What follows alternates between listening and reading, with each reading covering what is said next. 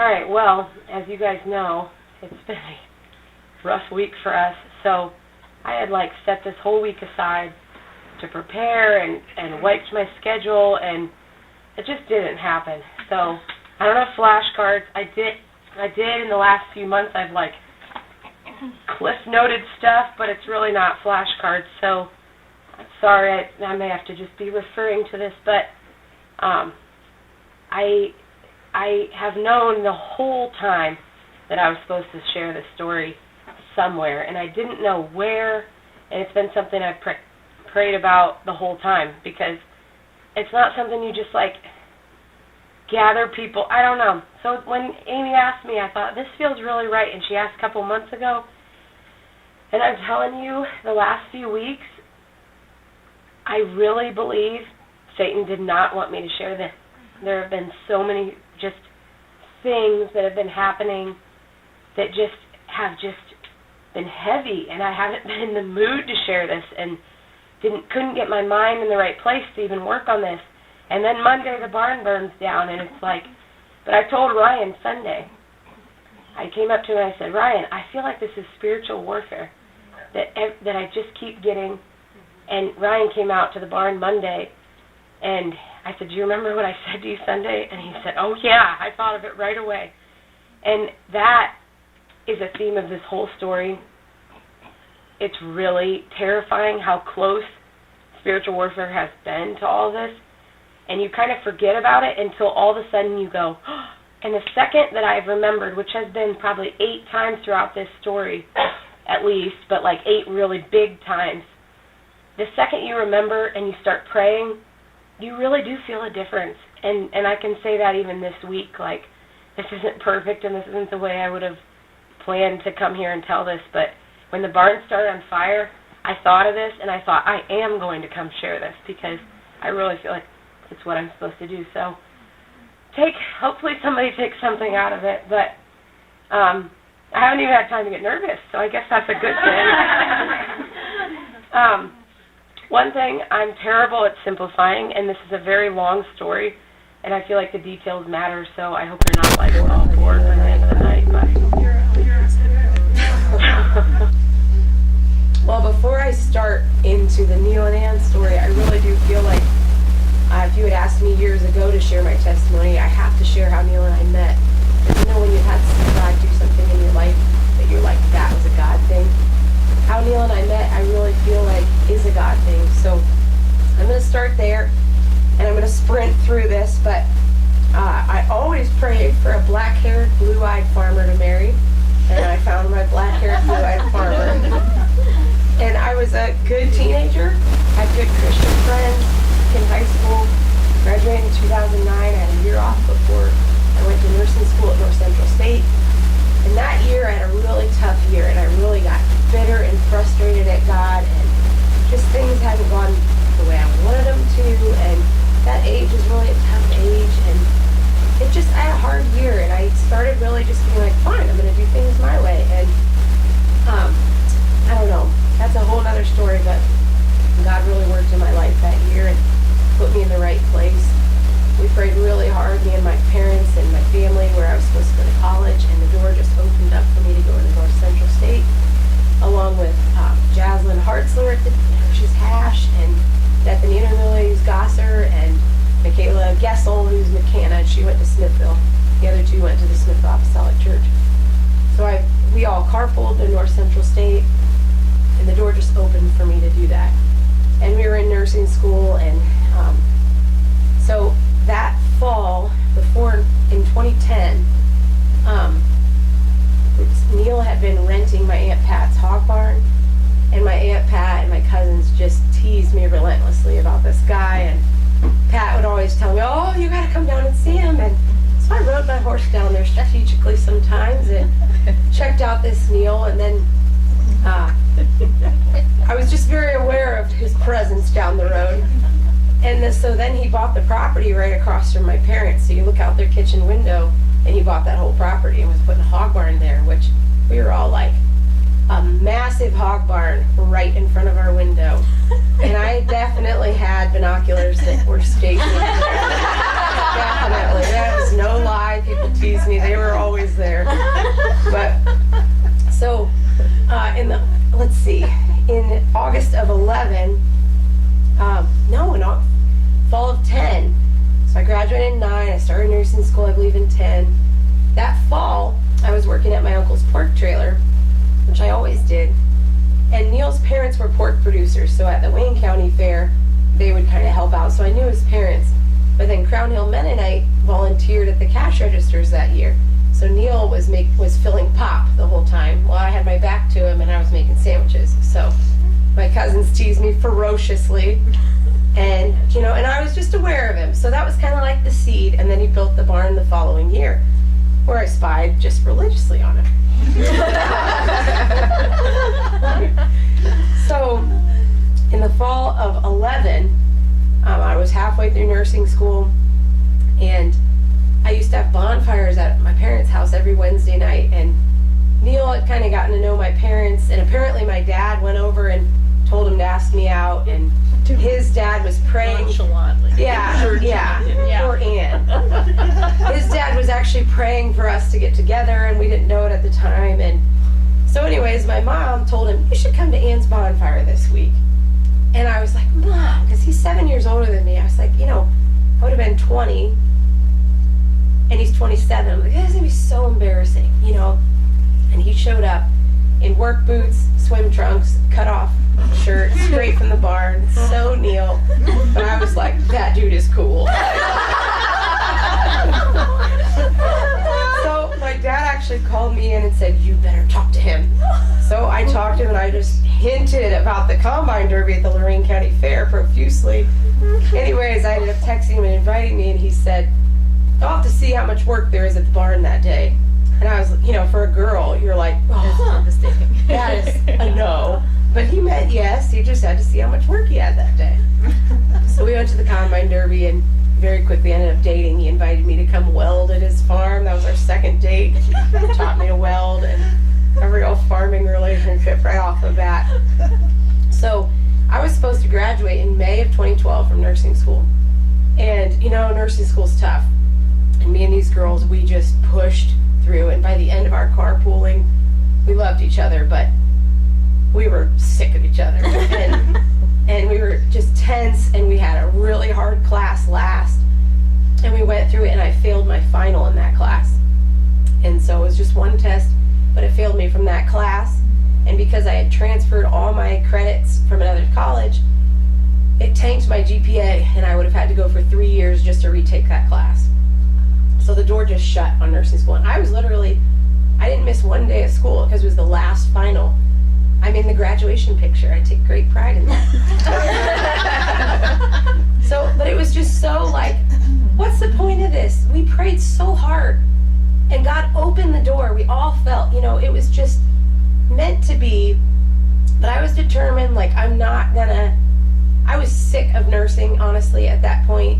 I had been praying. At North Central State, there's a lot of, like, adults that go there, and I would see, these parents were working at night and coming, and I just always thought, if anybody should fail, it should be me. I don't even like this. And so I was okay with it, other than just, why? So anyways, I was dating Neil, and he said, "Well, why don't you come work for me?" I went, "Okay." So I started working for Neil. I ended up working with him for 5 years, long after we were married. And I remember his dad saying, "Now listen, can we just get this straight up front? If you guys break up, let's just say you're done here." I was like, "Okay, that's fair. Let's just address this." So anyways, I worked there for 5 years. During that time, in November 2012, we got engaged. We got married 3 months later, February 16, 2013. So we just had our 10-year this year. And everyone in my family also just had a piece about me marrying Neil. He was from a Christian family. Myron had been praying for it. My parents had been. But and I knew this is who I'm supposed to marry. There wasn't a doubt in my mind. But looking back, it would have been the way I would would have told my girls to get married. Neil and I didn't talk about church. We just kind of went to our churches on Sunday, and then when we got engaged, I said, well, where should we go to church? He said, well, probably my church. I said, yeah, probably. And so we just went to his church, but God worked with that. I really believe God just worked with it. And my mom is a prayer warrior. I know no one that is a prayer warrior like my mom. She is famous for seeing something and literally dropping to her knees in prayer. So I know she prayed for my future husband, and I know even those prayers have carried us through all these things that have happened. Very much so. So I was baptized right after we got married that fall. Neil and I were so happy for 2 years. So happy. We didn't have one fight, not one. And I just remember thinking, why do these people say marriage is so hard? I remember thinking we have a great marriage. It's perfect. We work together and we don't fight and all this stuff. And I don't remember. Most of you have probably kind of heard a general what happened, but I don't think anybody's really heard all the details. I don't remember when alcohol became a big issue. Neil always drank, but I never thought anything of it. But I know that when we lived at Euclid Street, which we lived there the first 3 years of our marriage, I know that we would have conversations where he'd be like, I need to cut back. And I remember at some point I started buying the alcohol and labeling Monday, Tuesday, Wednesday, and I didn't really think anything of it because I look at eating, yeah, I struggle with eating. I'm just gonna help you, you help me. And I didn't think it was a big deal. In 2015, we built our farrowing barn that just burned down. And something really changed when we built that barn. We doubled pigs, so we went from 700 sows to about 1,200 sows. So we were weaning about 2,400 to 3,000 piglets a month. So it was just a lot more work, but that build took a lot out of us. Neil probably saved us at least $100,000 building that barn. He did so much himself, but we paid for that $100,000 big time. And that's something it's really easy to do in farming and in self-employment, that you think I can do this, and it just burns you out. But there was definitely a change in our marriage, and I remember just 2015 was the year things changed. I always remember that, and I didn't really know why. I feel like I didn't grow up in a farming family, but my dad owned his own business, and I understood there's busy times and you just need to deal with it. I don't know. So I just thought that's what I needed to do, is just let him work and not be a nag and whatever. And that was kind of the beginning of Neil not coming home at night, occasionally missing church. And it wasn't things that I thought, oh, he's staying at the barn, whatever, because I would go over and literally find him sleeping on the concrete. One time it was church and I couldn't get a hold of him, and I went and I was like, where is he? I couldn't find him anywhere. This is a huge barn. I'm running around looking for him. Neil, and I thought, he's hurt. Fell in the manure pit, and he pokes his head up from behind a crate of sow right there. I'm right here. I was just tired and laid down. And Neil's just like that. He just doesn't care. So I don't know, as the things like that happened, I just thought, poor guy, he's just trying to get through this. But it just became not normal, but it kind of became a normal.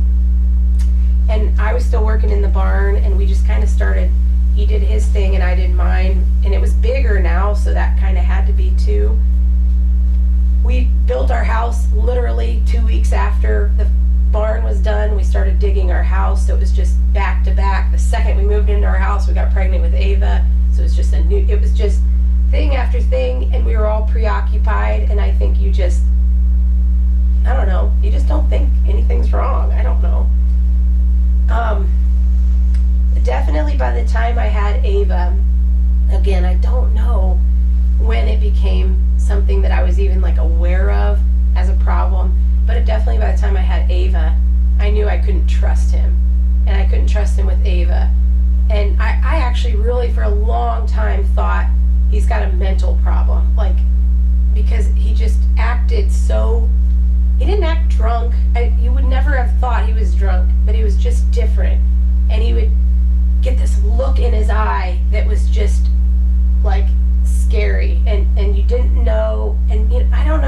just something, I knew I couldn't trust him with Ava. And I had a lot of issues with Ava, and it was just, you know how that is with a baby, your first baby. I just poured myself into Ava and didn't really, Neil had to be on his own, and I was just pouring myself into Ava. And I became a completely solo parent. I think Neil honestly maybe changed one diaper with Ava. He never, ever babysat the kids until last year. I just was a solo parent. And then I had Nora in 2019, and things were definitely really bad by then. She was due in April, and I was really overwhelmed because I do everything. He's better now. But at that time, he didn't do anything at the house, not one thing. And I was very overwhelmed because I had to get the house ready in the spring, and it was just like, man, I don't ever want to have a spring baby again because it's just really bad timing. I got to get everything ready. And so our small group at the time actually came and just helped me. And Neil didn't even show up. I remember being like, he didn't even come when people are here helping me. And just stuff like that just was just snowballing. And like I had Nora, and he couldn't stay at the hospital, supposedly. He was hardly there. And just stuff like that just continually was just me alone, solo parent. And I remember telling my brother a lot, you have to be the man to my girls. You have to step up. They need a man in their life that they can look at and look up to and be there for, and it's not their dad. And you need to be that person. And the man I had was gone. He was just gone. I thought it was because he was a workaholic. I think mostly that's what I thought. Slowly it morphed into kind of realizing alcohol was tied in, but again, I don't know. And it sounds so dumb. I think people are probably like, how did you not know? But I don't know. You weren't there. You just don't know.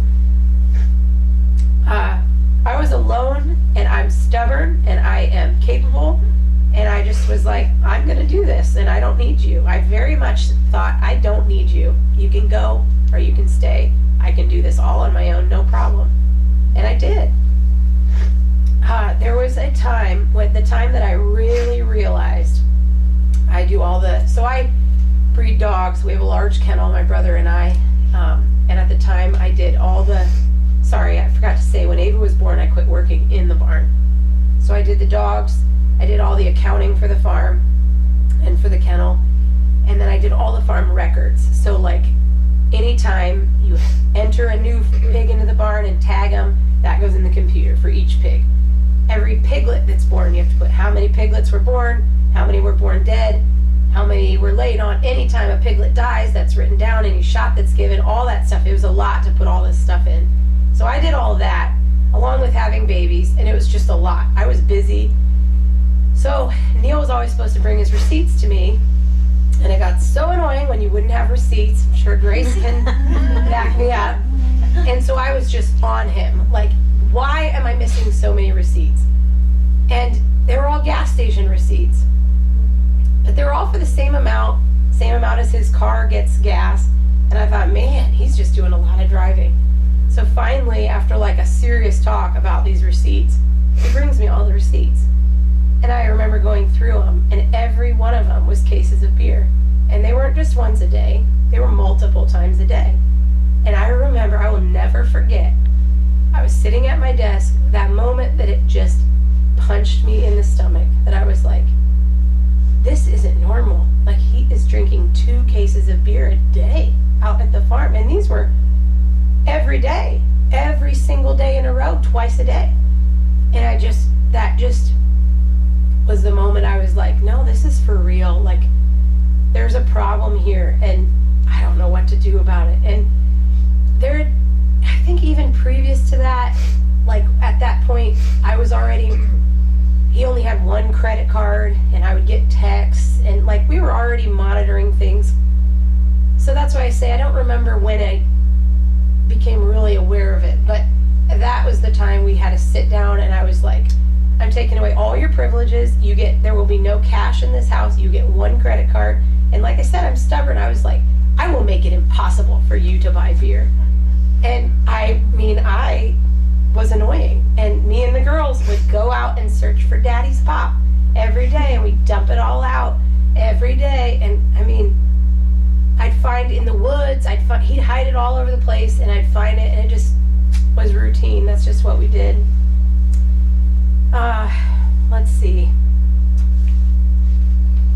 He started stealing money, and that's when it was really just like, he would steal it wherever he found it. His dad had collector coins, and he'd stole those. He would steal it out of my wallet, and I had to start telling people, like, his mom, don't give us cash for Christmas and stuff like that. Well, he started taking scrap and getting cash, and so I didn't know that for a really long time. I could not figure out where he was getting money, and that was one that he always did.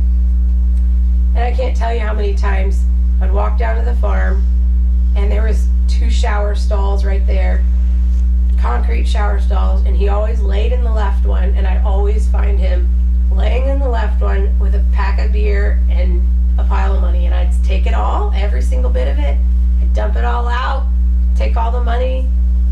We just did this over and over and over. So in 2020 was terrible for everybody. It was like lighter fluid to a fire for Neil. He was enraged at the world, at everything, always ready for a fight. Everything was a fight. You couldn't say that kitten's cute without fighting about it. It was just, everything was a fight. And COVID was stressful for farmers, and slaughterhouses for pigs were shutting down. There was a lot of genuine stress, but he just could not handle it. Certain people started to just enrage him, and it started getting really, like, he would say very, very embarrassing things in front of people, and I just had to deal with, like, oh my goodness, this is so embarrassing. Some of the things he said, I'm not going to repeat them. They were so off the wall. He worked all the time. I feel like people don't realize long-term alcoholism is not just a drunk person. It's an angry, irrational, argumentative, defensive, untrustworthy, Jekyll and Hyde. Anything's a trigger. Their brains literally chemically, physically change, and it's not just them being drunk. They act that way, and that was Neil. And he would just get this scary look in his eye, and his head would jerk, but it wasn't like a sway. I many times made him walk the line. He always could walk the line, always. So that's what I would always be like, is he? And you're like, in your gut, you're like, yeah, but you don't know for sure. So I would buy like breathalyzers, and I never pulled them out, but I had them there. And I just started praying that he would just get home late or not come home. And if he got home, I would literally be like, Lord, just keep my mouth shut, let him fall asleep quick. Let's just keep this short. And I had no intentions of ever leaving him. I knew that, knowing, that's why I had to start with that part of the story. I knew, I never ever doubted I was supposed to marry Neil. I always knew this is who I was supposed to marry. So I never intended to leave him, but I had just accepted I'm just never going to have, like, whatever we had for 2 years is never going to be back. And that's where I was like, I have to do my best for the kids. And that's pretty much it.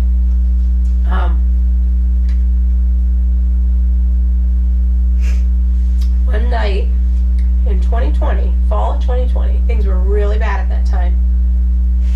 I had just been praying, like, what do I do? And I stumbled upon her, Laura Doyle. She's an author, and she wrote The Surrendered Wife, and that book was a godsend to me. It wasn't my fault what was happening, but I am not one to just back down from a fight, and that made everything worse. And this book, really, it is such an awesome book. You should all read it. The Surrendered Wife by Laura Doyle. It just taught me what really respecting your husband is, and it doesn't mean being a doormat, but there's a way to do it and diffuse things. And I'm truly, had I not found that book, I don't know where we would be right now, because it made, I think in Neil's eyes, I wasn't the total enemy anymore. And I think I had been. Like my mom would always say, the look he gives you scares me. It scares me how he looks at you. And I feel like that year, it changed a little bit. Nothing else really got better, but there was something that he just didn't hate me anymore, maybe. I don't know. So in fall of 2020, we moved to Christ Church. And that's a whole story in itself. It was definitely a God thing. I don't have time to go into that whole story, but it was what was supposed to happen when it was supposed to happen. In 2021, July of 2021, I was swamped with records and bills and everything, just very overwhelmed. And I decided I'm going to hire somebody to do these records. I don't have to do all this. So I hired my cousin Jen, and she caught all the records up. They were very far behind. She caught them up and kept up with them, and it was awesome. And that ended up being a major God thing down the road. Neil's dad, Myron, had always had heart issues, but he was very sick, and in July, I forget exactly what happened, but he had an episode, and it was a pretty bad one. His health went down pretty bad. Like, he planted his garden that spring, and by fall, he could not harvest it. Neil took his dad's health so hard. He would just bawl and scream and cry, and what will I do without? And they were business partners until I believe it was 2019. But Myron never left the farm. He was always helping Neil. And so it was two-handed. It was his dad, but it's also his business partner. And he just couldn't. And I worried, what will he do when his dad dies someday? What will he do? Because he just he would just go nuts when something happened with his dad. So when we built our barns by our house on Poor Road, we had previously been using the barns on Fulton Road at his parents' house. And those barns were not supposed to be continued use after that, after we got all the pigs to Poor Road. There was a barn fire, ironically. They just haunt us. But where we get our gilts. So gilts are like a young pig that you bring in to breed someday. And in a hog farm, you got to constantly bringing those in. And so they needed a temporary place to put these gilts and raise them. And so they ended up getting stuck in the Fulton Road barn. And that ended up sticking and never left. And that barn was ancient. And it was just very difficult on Neil. It needed a lot of work. It was not set up for these types of pigs. And so anyways, we ended up with pigs there and Poor Road. So now Neil's going back and forth all the time. That barn, we were making so little raising those gilts. After you took only propane and electric out for like a year, we were making like $10,000 to raise those gilts, which for Neil's time is nothing. I mean, and that doesn't even count anything else other than propane and electric. So Neil already is just feeling kind of used, and this isn't fair, and like anybody would. And I pushed hard all the time that we met with our contractor. I pushed hard to get the gilts out of there, and he wouldn't. And we didn't have the money to build a proper gilt barn. That kind of always got brought up, but money was tight. Neil was making it. He's technically a first generation, because him and his dad started together, farmer, and he built, a massive barn, and we were making big payments, and we were pushing hard, and we were getting by, but it was tight. And that's another stressor, especially for a man. And I'm the accountant, so I'm the one that always is like, do not spend money, do not spend money. So absolutely. Can I grow this? There's a special here. So at the fair of 2021, during the Wayne County Fair, Neil was not sleeping at home much at all. We had a big fight about him not drinking, and I can't remember the episode exactly, but there was a big episode. And I just remember I packed the girls' clothes, and we went to the fair, and I sat alongside the track for hours. The girls were just playing away, and I was like, we should just go to a hotel tonight. And I kept thinking, but he might not even notice I'm not there. And then that will hurt worse if he doesn't even notice I'm there. And how many days would I have to stay in a hotel before he would notice that I was gone? And that just would have hurt worse. At this point, Neil was not sleeping at night. I would wake up and he was always awake, always, around the clock. I would look over, I'm awake, can't sleep. And it just, that wore on him on top of everything else. My many pages of notes. Another episode that I'm remembering as things were getting worse. It was October of 21, and I had Life 360 on him at this point, and it said he was at his mom's house, and I called her, and she didn't think he was in the house, because sometimes he'd come in the basement and sleep in the basement, and I called him over and over, and he didn't answer, and I decided, no, he is not just going to sleep there, I am going to get him. And I packed, it was like 9 o'clock, I packed the kids up in their pajamas, and I said, we're going to get Dad. And I called him on repeat the entire drive from our house to his mom's house. He never answered. I called him over and over and over. I pull up, he's on the phone outside the barn, swaying and staggering and drunk out of his mind.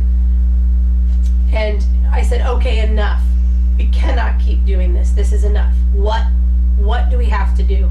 And he said, it's this barn, this one at Fulton Road. I can't handle this barn. It's killing me. It needs so much work and I can't handle it. I said, okay, then we're building a guilt barn. This is ridiculous. We're either getting these out of here or we're building a barn.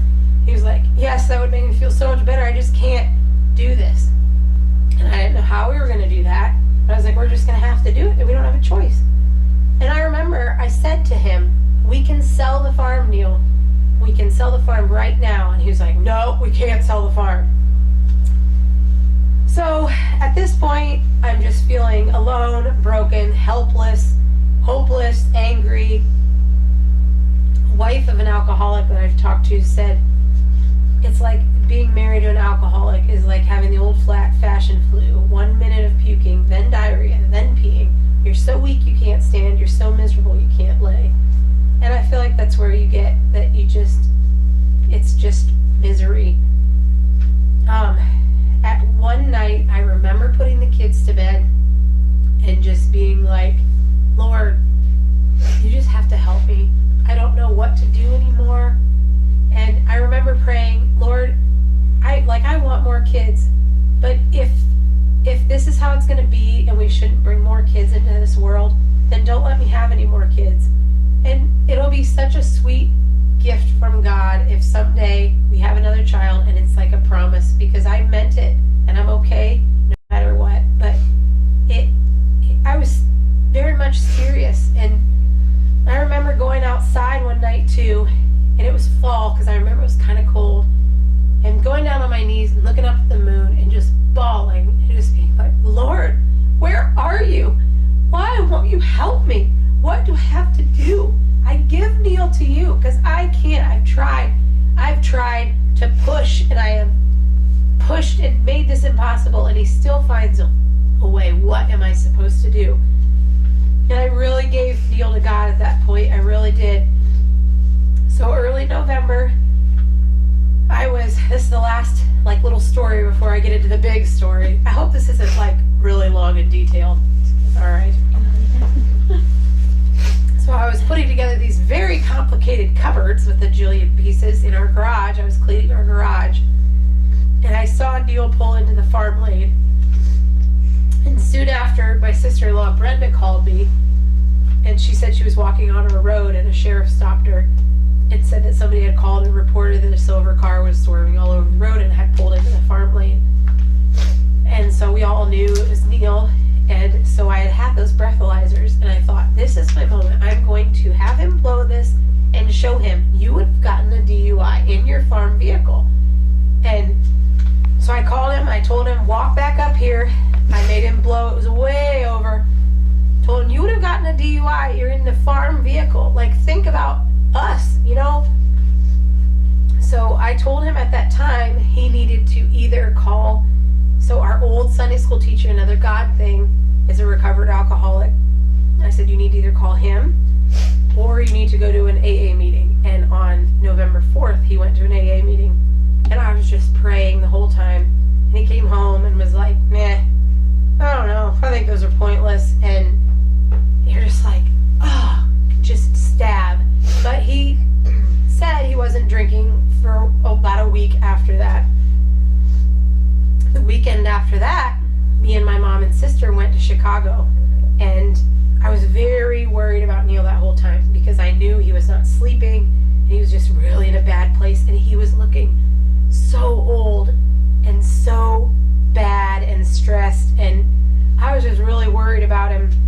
And I was also very detached and separated and like, well, doesn't matter if I'm here or there. I mean, it's just what it is. Oh, so I wanted to put in here at this moment that for any women out there that are feeling alone or living life alone, because whether your husband's a workaholic or an alcoholic, like, I see you and I've been there and I know what it's like to be in a group of women talking about their husband not getting home till 6 and you're sitting there going, well, my husband doesn't even come home, or you can't go to an event because you have no one to watch your kids. And I don't know, I think there's more people like that than we realize. And it's really a lonely place to be. I remember going to a Birds on a Wire thing and coming home and bawling all night long. And Neil was like, you will not go back to that again. And he didn't, but I was like, everybody there has somebody watching their kids. And my kids had to go to my mom's because my husband's not capable of watching my kids. And I think at that meeting, I think I told you too, I don't need Neil. Like, I forget the topic. I remember. It was you two, maybe. Do you remember, Missy? I don't remember what the topic I just was. remember being like, I remember you saying you hope he sells. Mm-hmm. yeah, oh, interesting. Mm-hmm. And you Yeah. Hope, and you hope it's soon. And that's Yeah. really all you give us. I Yeah. think I had almost convinced myself, which, I mean, it was the farm, but it was Neil and his addiction, but that, like, get rid of the farm, you get rid of the problem. And that's partially true. So, let's see. My prayers at this time, I don't feel like I was able to formulate very many prayers. It was just kind of like, help, Jesus, but I had some of them in my phone. And it's interesting, every one of them has been answered. Every one of them. I used to pray, give my kids a dad, help me figure out what's wrong with him and how to help him, give us peace in our marriage, help him to deepen his walk with you, Jesus. I feel he's lacking there and I want to know how to help him. I want to work with you. Open his eyes to the truth, give him a deep desire to turn to you, help his pride issues, help him not to be so argumentative, goes on and on. But just every prayer, and it was answered. And I don't know, I'm not good at writing down prayers. Those were just random ones I had in my phone, but it's just neat to look back on. So, the main event. So Neil's brother Rich, so I got back from Chicago probably, I don't know, Monday or Tuesday. And Neil's brother Rich lives in Texas and he came up to visit. And he was there I think he got in Wednesday night. And I was surprised every evening we were going to Neil's mom's and Neil was there every evening. And I remember thinking, good for you, like making time for your brother. I was really surprised. So that Saturday, me and my brother go to the dog kennel on Saturdays and work, and it was just one of those days. I literally remember saying to Steve, you know what this day is like? It's like when you lean a piece of plywood against the wall and you turn around and it falls down on top of you. I remember saying that to Steve. And we went into the house, and we always have lunch in there, and we got talking about Satan, and we got talking about, you know, spiritual, and I remember us being like, oh, it's kind of scary to talk about sometimes. You don't want to talk too much. And the next day, we were going to have Ramseyer Thanksgiving. It was November 13th, but Rich was in, so we were going to have it the next day. So me and Ava were going to make this pumpkin cheesecake, and she was so excited about this cake. So I said to Mom, you know what, let me just run up to Country Hilltop and get the ingredients and not drag the kids. So I went up to Country Hilltop at 2 o'clock, and I walked in, and I literally grabbed my phone to look at my list, and immediately a text from Neil popped up. Love you, I'm done, can't take it any longer. And I just instantly knew, like, so I called him immediately, and I said, where are you? And he said, I'm at Mom's. Sorry, I can't do this anymore, I love you. I said, what's going on? Are you suicidal? And he said, yes. And dumb me, I immediately went, Neil, you cannot do this to me. And he hung up on me.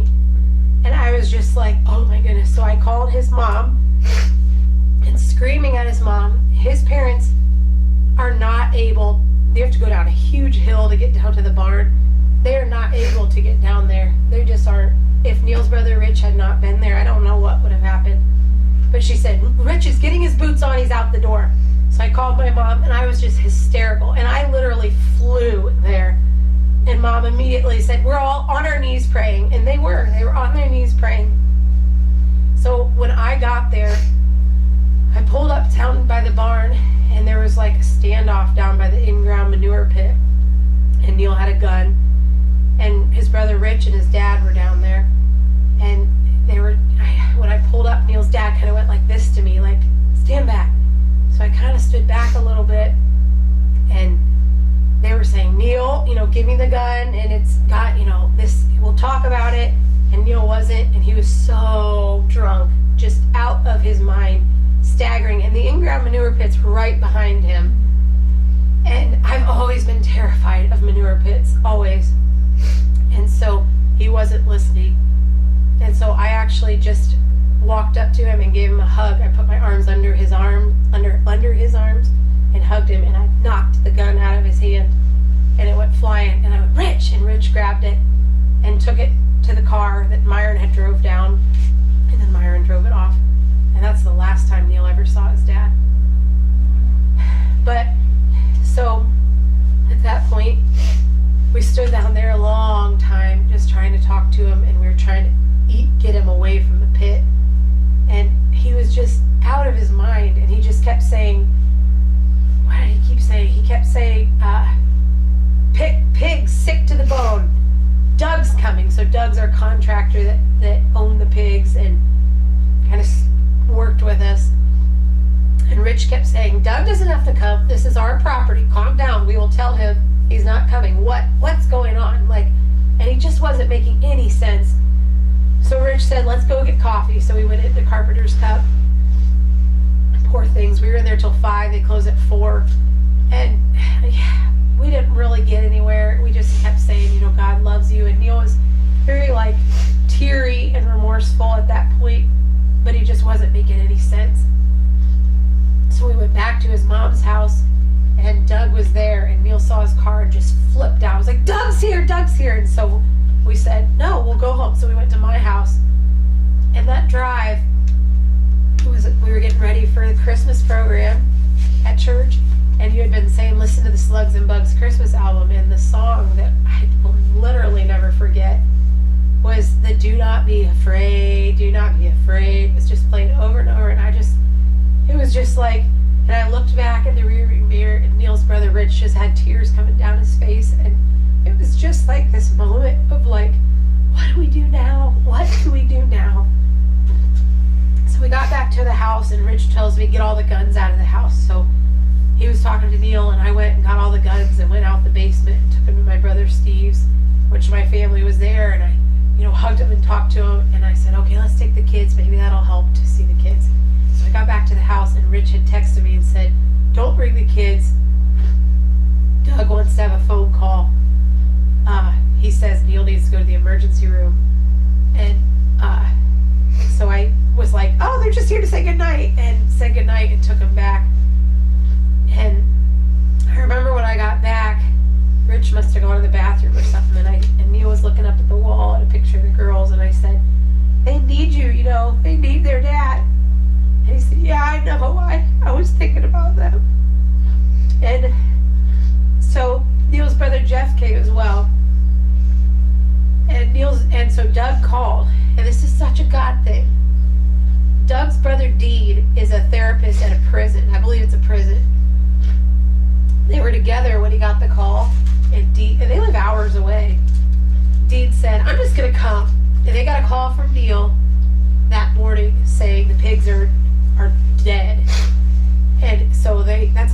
ready. So they said, well, we're coming. And that's what Neil was all worked up about. So Dean just decided to come.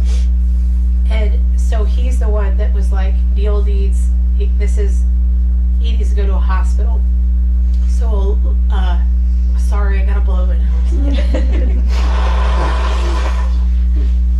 Should all move. Yeah, I know. There we are on the camera. We'll edit it out. Everybody blow. Community blow. So, Doug's brother Dean threatened Neil that we could press charges for the loss of the pigs, but if he goes to the ER, it'll look better on a report. And Neil's he doesn't go to the doctor. I mean, we've stitched him up at home many times, literally. And he was very concerned, well, it's gonna cost a ton of money. And so we just kept like, well, let's just go. And so Rich said, pack some stuff, and I grabbed my phone charger and stuff. And Dean said, make sure he can't jump out. Make sure wherever he's at that he's in the back and he can't jump out. So Neil's brother Jeff and Rich were there at that point, and they drove, and I was in like the middle seat and Neil was in the back. And we held hands the whole time, and he was just crying away. So we got to the hospital, and it was COVID, so only I was allowed to go in. And it was about 8 or 9 when we got there, and they did a suicide assessment. And, again, Neil is a tough, prideful farmer, and, they make you strip down in front of everybody, and it's just a really, and another God thing, it was a guy, and he was like, dude, I grew up a farmer, you do not need to be ashamed. This is a tough he just diffused everything. And he even gave Neil a pillow. He wasn't supposed to have a pillow in there. He said, you can have a pillow, and just stuff, just little things that they were really important, because Neil is not one to do this stuff. So at 9 to 10 p.m., his blood alcohol was 0.2%, so legal is 0.08, and he had not drank since at least 2 o'clock when we seen him, and that was 10 o'clock at night. So, I mean, it was who knows how high. They weren't allowed to make any decisions till 2 a.m. because of his alcohol level. So I went out, his brothers were in the car, and at that point all 3 of his brothers were there. And I went out and was talking to them, and then Neil called me, he said, come in, they want to interview us. And so I went in and they assessed him, and they pulled me out in the hall, and they said, he's going to go to this Dublin Springs, and you have to pay $4,200 right now or they won't take it. And so I said, okay. I was like, you cannot tell Neil how much this is costing. He will not go. You cannot. I said, you tell all the nurses, he cannot know how much this is going to cost. And they said, okay. But we didn't hear anything else. That was that night. So, of course, just all you ladies, my period decided to start while we were standing out at the manure pit, heavily. So at the hospital, I'm like, I gotta go to the gas station. Nobody at the hospital had anything. No one. How is that possible? Yes, exactly. No one. One nurse was like, here, you can go to the gas station. So I went to the gas station and I got some pizza and I got some Advil PM, and that stuff, knocked me out. You had to sit in a waiting room chair because you're not allowed to have anything in the suicide room, and somebody watches you all night. So I'm literally sitting there. I got the coat from the car and I tied it around my neck, and I was able to put my feet on the bed, and I took an Advil PM, and I literally just passed out, which was a blessing. So at 6 a.m., they came in and they said, okay, your ride's coming at 7. And Neil looked at me and he was like, what did you tell him? Where am I going? I thought I could go home. And I was like, I didn't. And the nurse said, no, you've been pink slipped. You have no choice. Your patient rights have been revoked or whatever. And he kind of flipped out a little bit, but not too bad. So at 7 a.m., so he started to list everything I needed to do at the farm, which is not a little task. And I hadn't worked there in 5 years, but thank the Lord I had worked there. This goes back to maybe I failed nursing school for that reason, that I had to work, because I would have never worked on the hog farm. So I had a little bit of an idea. But he just started listing all this stuff, and I was trying to keep it together because I was like, I'm already stressed in my life. This is a lot of stuff that I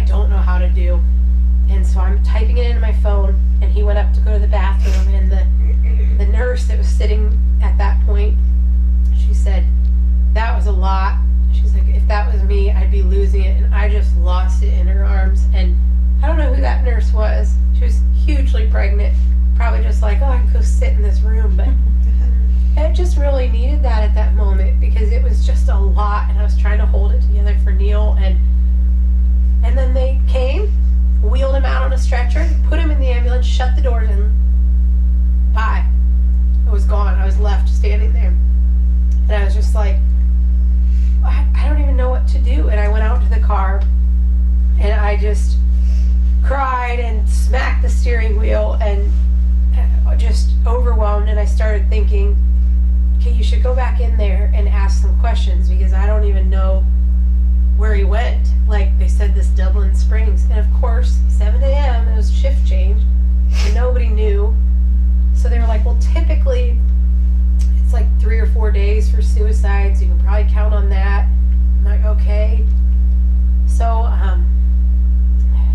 that morning, I didn't know it, but his whole family had gone down to that barn and cleaned up the dead pigs and just taking care of everything. Bless their hearts. So I went back to Mom's and I said hi to the girls, but I had emails I had to do, and so I went back to the house and I did my work. I took a shower and I just took a nap, and I went back to his mom's house and we had supper, and then he finally called, and that I was able to kind of relax after that. And I took the kids home and I pulled them in my bed, and we just and when I walked into the house, it was like there's his shoes. He could be dead right now. Like there's this where he left it. Like just everything was just like, oh man. And the girls slept with me. In the morning, my mom came over to the house and she told me Myron had a massive heart attack that night, and Rich, his brother, had given him CPR until the ambulance arrived, and he was in the hospital. And it was just like, okay, like another thing. So now Myron's gone, and so I had to go into fix-it mode. I had a billion calls and texts in the barn. I had to order semen and check the bins and order feed and call for a translator to explain things to the guys. I had to give medicine. The barn needed winterized. I had to put fuel in the generator. You know, all this stuff, my puppy paperwork, meet with the guys, explain to them what's happening. So we just called a translator in and just had this big meeting, and they knew to an extent that Neil was not well. And so the next day, Monday, Neil had me run clothes and stuff down to Dublin, and I couldn't see him, and I was just on the phone the whole way there. Like, all these things needed done, and people needed talked to, and it was literally just like, you ever have something that you're like, okay, now I have to call them, now I have to call them, now I have to call them, and the whole way, it was just constant. And the last 20 minutes of the drive, all of a sudden, everything was done, and I had like 20 minutes, and God played me the most beautiful playlist on the radio that you have ever heard, and there were songs I'd never even heard before, and God just spoke to me in that little drive back, and I truthfully, by the time I got home back to Myrna's, I was actually like giddy. I was like, God is working here. This is what I've prayed for. This is what had to happen. It's okay. And so, to try to speed this all along a little bit, but on Monday, Neil he talked to me and he said, I think maybe I need to stay a little bit longer. And I was like, okay, good, because I don't know what I'm going to do with you when you get home. And I had 10 puppy pickups that next Saturday, and I just kept thinking, I can't be watching you. Like, I don't know what to do with you. And I was nervous about when he came home, and and I told him about Myron, and he had a very hard time with that. But he acknowledged he was glad he was there. Neil's nephew took care of all the pigs that were left at Myrna's. My brother's baby was due within 2 weeks. I just kept praying, Lord, just push that baby off. Like, I don't want to be spending this happy time busy with all this. And I had, I think, 3 litters of puppies born that week. And people were dropping off food, and we would spend the evenings at Myrna's with the family. And as the week went on, we all just started talking at his parents, like, he needs to stay longer, and will he accept this? started to feel that way. He started saying he did want to go somewhere long term, but because he was getting very uncomfortable, the place he was at is like a trauma detox kind of, so it was acute cases, and he was just getting kind of uncomfortable with the people there and just being there. So I talked to a lot of therapists about what we should look for in a place, and Doug, our contractor, his wife is also a therapist, and I talked to her, and she said we need to find Neil somewhere that's a dual diagnosis facility that can treat his depression and alcoholism, and she threw out some places. So he was at Dublin Springs Sunday through Friday. He would have been allowed to leave Wednesday, and he chose to stay on a little longer. So Neil's brother came to haul call salves for me, and I told them, okay, today I'm finding somewhere for Neil, so pray for me. I'm going to be doing this today. And so I said to the rest of the family, if anybody wants to make some phone calls, go ahead. And there ended up being quite a large family fight, of course. They all thought he should go to a 9-month facility. And I was like, 9 months? And they ended up getting a hold of Neil and screaming at him and screaming at me. And it was just another thing. And this is the reality, though, of stuff happening. Families disagree. We're all in traumatic situations, and everybody cares about Neil.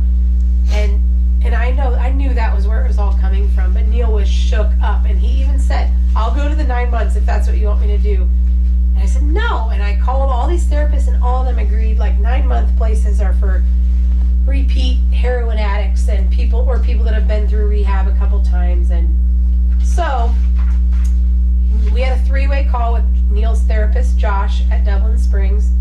And we threw out New Destiny because we were familiar with that. And the therapist had found Aero Passage Recovery in Maslin. And those were 2 places we kind of found. And at this point, I was like on my own. I was like, I can't handle the family. We're just going to do this up between us with the therapist. I told the therapist, don't let anybody else call in to talk to Neil. So we decided this Aero Passage Recovery sounded perfect. We talked to this Jason from there. They had a 35-day program. They had an opening.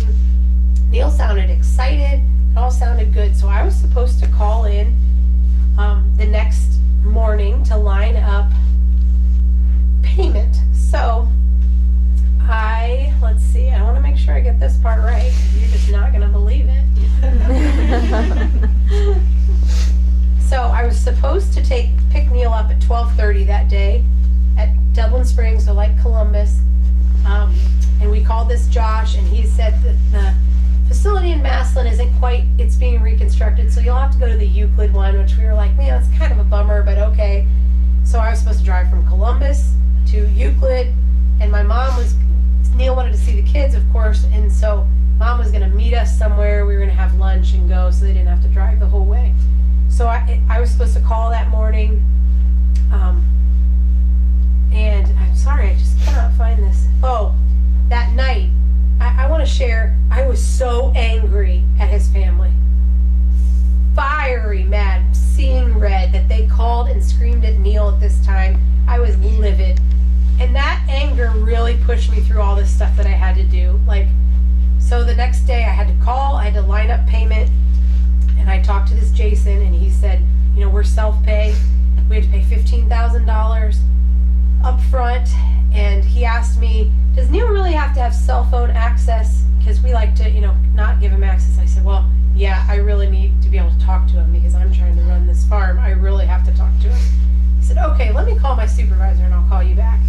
So he calls me back and he says, my supervisor had a good idea. We have a branch in Indianapolis, and it is catered to CEOs and businessmen, and it deals with the stresses of work, and we work with them so they can keep their businesses going, but it's in Indianapolis. And I was like, that's 4 hours away. I don't know if I really want to do that. And I could tell he was kind of like really pushing that we do this. And I said, it's 4 hours. He said, well, we could arrange transportation. We could probably meet you halfway. I said, well, let me talk to Neil. It's a great facility. And right then, I got a phone call, and when Neil, he could basically just call me. I could call and leave a message, but mostly he just called me. So when he called, it was like, gotta answer this. So I was like, oh, I gotta go. Neil's calling me. And I could tell he was like irritated. And he said, sorry, I have to talk to him. I'll call you back. And it was his therapist, Josh, and he was screaming, Ann, are you talking to Jason? Have you talked to Jason? I said, yeah, I was just on the phone with him. He said, do not talk to Jason. We do not know who Jason is. And I was like, what? And he said, listen, I'm sorry, but I was talking to a nurse saying Neil Ramseyer is being transferred to Aero Passage in Euclid, and she said, oh, I used to work at Aero Passage. And this would have been while I was on the phone with this Jason. And she said, there is not a facility in Euclid. And he said, well, I'm talking to the director, Jason. And she said, there is no director named Jason. And so they could put this together. And I mean, that's God, that's the timing. It's just, so he said, Ann, I'm sorry. I know this is going to shake you up, but I have to call the police. And I was like, okay. And I literally dropped to my knees in anguish, like, Lord, is this your sign? Is Neil supposed to go for 9 months? What are we supposed to do? This was all falling into place. He was happy. And I am not joking. I heard or felt, I don't know, a voice that said, Satan doesn't want Neil to go to Maslin. And I was like, that's what this is. And that was the first time that I was like, this is not just us. Like, the devil is attacking Neil, and he wants Neil. And I just started praying in Jesus' name and was just like, Jesus, I don't know what to do. This is scary. And just the thought that I could have handed Neil and $15,000 over. And so then the police were involved, and it was just another thing. And then they got a hold of the real Aero Passage, which were like, how do we, and the police verified this is the real director and all this stuff, but it was just tough. And so they actually charged $17,000, but they honored the $15,000 since we got scammed. So that was a good thing. But they said, if you want to come now, which Neil was very uncomfortable where he was, then you need to be here by 2 to 3 p.m. because we stopped taking openings. And this was, I don't know what time, but I had to drive to Columbus and then back to Maslin. And Neil wanted to see the kids. So I called my mom. And I'd been out in the hog barn. I hadn't showered. And Neil wanted me to pack him stuff. So I'm literally just like dumping stuff. I called Mom. I'm like, I'm coming to get the girls right now. I grabbed the tablets and I'm grabbing snacks. And she's like, they're in the bathtub. I'm like, well, get them out. Like, so I got over there and they're literally dripping wet. And we're going to see Daddy. Like, and those girls, they were such a trooper. I mean, we drove probably 5 hours. And I continued to get calls from this Jason that I had to report, and he texted me, here's the address of our Euclid location, and here's the address of our Indianapolis location. And it was just like, this is just too much. I can't, and then we went and got to Neil, and it was just like, we hugged, and it was just the hardest drive ever, because it was like, everything was just falling apart. I don't know when I'm going to see you again. It wasn't like we're talking, but it's like, and just the closer we got, the quieter we got, because there just wasn't anything to say. And we got there, and it was just really quick. They signed him in. They kind of wanted to know about this Jason, and Neil hugged us, and they let him off. And it was the second time that you're just like left, and you're like, well, so me and the girls go to the car, and we drive home, and my brother calls me, not that this matters. He was like, I scheduled you to get your car undercoated. Do you want me to cancel that? And I was like, well, it's on my way. I may as well just stop and do it. So we got to Neil's parents, and the guy that I told you used to be our Sunday school teacher, he was there, and he had actually gone to Aero Passage. So he had gone to 2 places. And so he kind of filled me in, and the stuff he said was not encouraging. I mean, not about the place, but it was like, you have a long road ahead of you, and the next year of your life, you better not do big things. And he's going to be at AA meetings all the time, and you're going to feel really alone. And there's a very over, and I mean, it was a lot, and me and his brothers made up, and seriously, the anger I had that just pushed me through, the second I dropped Neil off, I was like, we need to make up, and like, but I told him, I was like, I don't know if I could have done it had I not had anger. I don't know. So, everybody am I going on too much? Zooming up. It's a long story. So I'm running things on the farm. Neil and I get to talk. The standard is 10 minutes a day, but he was getting farm privileges, like if we needed to talk at lunch. Things were going pretty good. The employees were amazing, but we were doing stuff like Googling how to preg check a sow with an ultrasound. Me and him together. He's looking at the Spanish one, and I'm at the English, and we're, does that one look pregnant? Yeah, okay.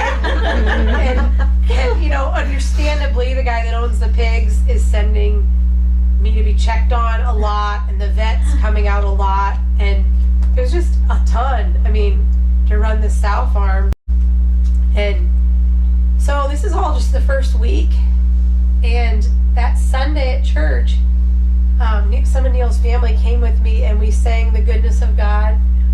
And I mean, and I printed the lyrics, and I won't make you listen to all of them, but it just spoke to me, and it reminded me of that story I started at the beginning, where God has been good, and He is good, and I knew, and I can still picture like the sobbing tears as I say, oh, my life has been so good, and truthfully, your mercy never fails me. All my days I'll be held in your hands. From the moment I wake up until I lay my head, I will sing of the goodness of God. All my life you have been faithful. All my life you have been so good. With every breath I'm able, I'll sing of the goodness of God. You have led me through the fire, the darkest night. You are close like no other. The whole song, it was what I needed to be like, I can praise God in this time. I can. He's been good, and I know He will be good. And I set my Alexa to sing that song 3 times a day. It kind of ruined it by the end of it all. But it seemed to always come on at a time that I really needed it. It seems like almost always it was like, oh, yeah, that's right. And then Brenda had Asher on November 22nd. So all this happened on Neil's thing was November 13th. So that was a busy time for us all. And I have here that on December 6th, I met with Neil and his counselor. And it was comical because they were focusing on feelings, and he was not allowed to say okay or fine. So anytime he would say that, she would be like, elaborate, and I just loved it. It was funny. But we had a really good talk about the farm and about maybe Neil should get a different job. And I wanted to make sure he was okay with that, because I didn't want to be the one pushing that. And he was, and he was kind of even excited. And he started telling me the stuff that needs fixed at the farm, and that maybe somebody else should come and do that. And so we had scheduled that he would come home on the December 23rd. And then he would start outpatient 3 days a week after that, which is 3 hours a night outpatient. And then AA meetings every other night. And he was excited about the future, and we were like excited to start over. And so I'm trying to line up a job. That was the next thing. So we started spreading the word. And again, it was just busy, and Neil's dad was doing okay. For a while there, it was looking like he should go on hospice, and we were saying, well, maybe we should try to arrange him to come in, which Aero Passage wasn't wild about, but they understood. But then he kind of started to get better, and so we just did it. And so the idea was that we were going to try to find somebody to lease the farm. We weren't ready to sell it quite yet, and those doors just kept slamming shut. Nobody really was interested in leasing. And I started to realize, like, I'm gonna have to tell him, like, we need to sell this farm. Now, I didn't know if he'd be okay with that, but he kind of started to move towards that. So we didn't have that much interest, but the biggest hog farmer in Ohio started to show some interest. And he came out a couple times, and we got conversations going. And then on December 11th, Neil's dad died. And he had literally been out spraying weeds with Myrna pushing the oxygen the day before. Like he wouldn't have thought he was going to die. And he had been writing Neil a letter every single day. So Neil has all those letters from him. But it was just, I got a call at 6 a.m. that it wasn't looking good. Poor Myrna had to give CPR until the ambulance came and he was gone. And so I called Arrow Passage and I said, I don't want to tell Neil this over the phone. Can I come in there? And they finally, it was early, so by the time they got back to me, they said me and his brothers could go in. So we went in and got to be with him for a couple hours. And that was good. And he really was doing good. He was doing good there. And I was like, he's going to come home now. He's not going to finish. And we all said, Neil, we want you to finish. Your dad would want you to finish. And he said, I know. I've got my family here. And they got tight in there. And so services were December 16th. And he was allowed to come the night before to a supper we had as a family. And then to the calling hours.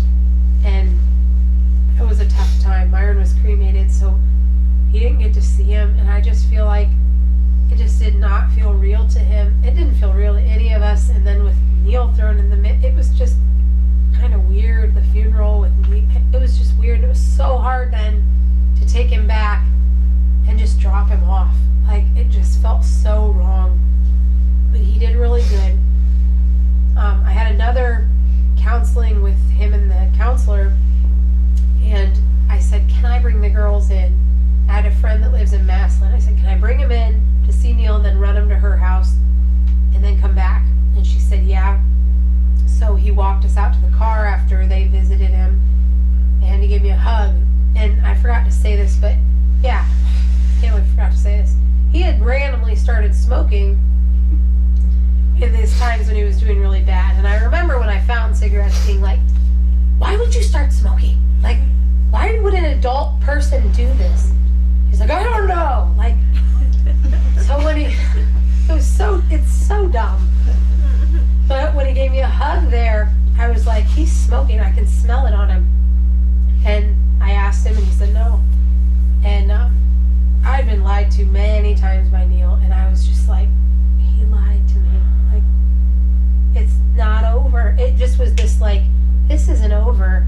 He didn't change, and so I came back to the counselor and she asked me my fears, and I just started crying, and I was like, I just realized this isn't over, that he's still lying to me. And she said, Neil, you're not lying, are you? And he said, no. And I said, you just lied to me. You just said you weren't smoking. And she knew he smoked there. And she went, Neil, why would you say that? And he was like, I don't know. And Neil has never lied to me since. He is, and obviously you can say, well, how do you, I know he hasn't. I think he needed that moment. And I didn't freak out. I didn't call him out in that moment, but it was just like a moment of like, look, are you going to do this or not? Like, I don't know. So I'm frantically getting ready for Christmas. He's coming home December 23rd. This big hog farmer decided he wanted to come out that morning to see the hogs. So we met at like 6 a.m. and I'm walking him through the barn. It's seeming good. I'm like, I have to go. Neil's having this little ceremony that they invited me to. So I'm, of course, flying there. Just everything's always just busy. And they had this little ceremony with coining out of rehab where all the people sit around and everybody says something good about Neil, and then he says something good about them. And I was just in tears. The people he impacted there. A lot of these people, their comment was, I've never met a man that actually wanted to be faithful to his wife, that wanted to be a dad, that cared, that was committed to being married. That some of these women were, this one girl, I was like, oh boy, she literally was like, I love him. I love him. I was like, okay. And she went, seriously, can I come visit? I could babysit your kids. I'm thinking, I don't know. But like, this one girl was sharing, she had been prostituted out as a girl, and she said, I hate men. I have never, ever in my life found a man I like. And she said, I have never met somebody like Neil that made me think there is maybe a man out there that would be a good man. And it was just everybody had stuff to say about him. And I thought, man, like, he made a difference here. And it was just really touching. But we get home, and it was the worst day. It was so horrible. It was so horrible. He was an anxious mess, and he was now openly smoking, which I wanted him to be honest about. And like he had quit chewing, and he said, if I chew, I feel like I'm gonna smoke or I'm gonna drink. And I said, well, then smoke. Like, it's not a big deal. But I'm not used to that.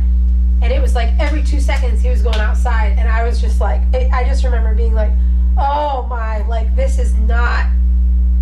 It just took a while, and we sat down, and they told us to come up with a schedule for him every day. Like, everything was all scheduled out, and we did, and that was the best thing. If you could force your husbands to do that, it is so good. I know, I hate it.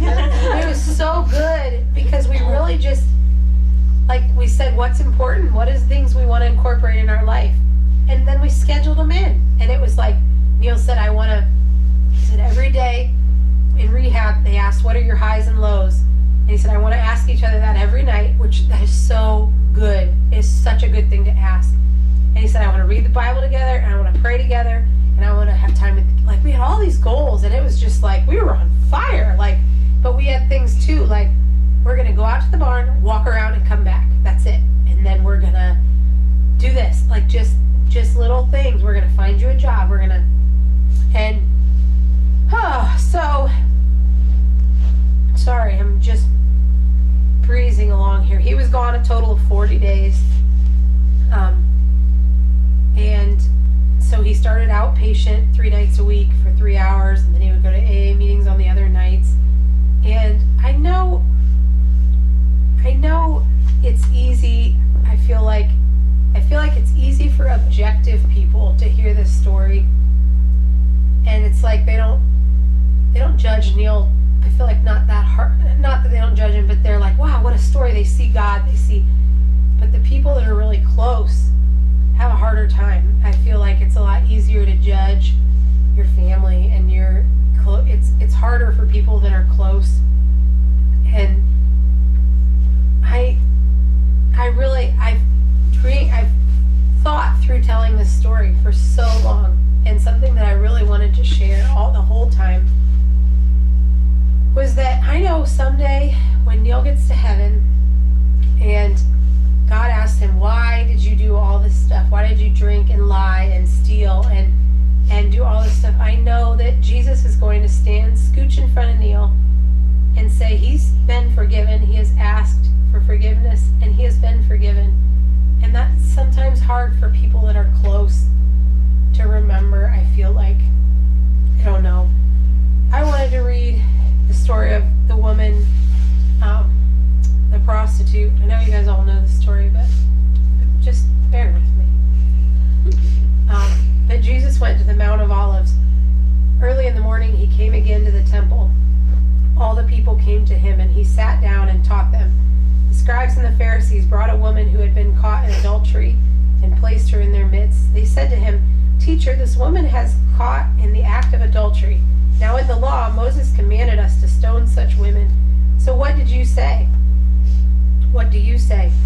This they say to test him, that they might have some charge to bring against him. Jesus bent down and wrote with his finger on the ground.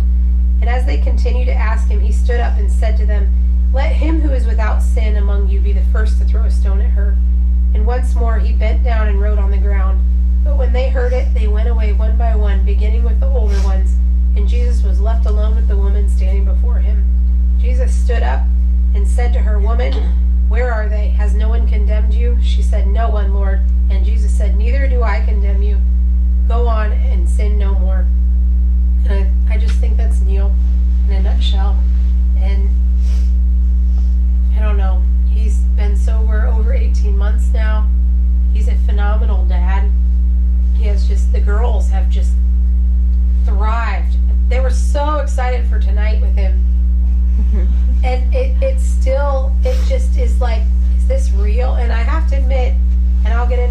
start tomorrow. It's felt for a long time like, well, when's the ball gonna drop? And it feels a little bit like the ball kind of dropped this week, but it didn't drop. And God has been so faithful. And I don't know, in all of this, I just want to come across that, like, this was years of agony and waiting, and it didn't feel like there was an end, and it didn't feel like there was a solution. And God's timing, just when it was time, the text at that moment that Neil sent me, the Jason thing from the rehab, you know, all these things, when it's just time, God has this plan. And I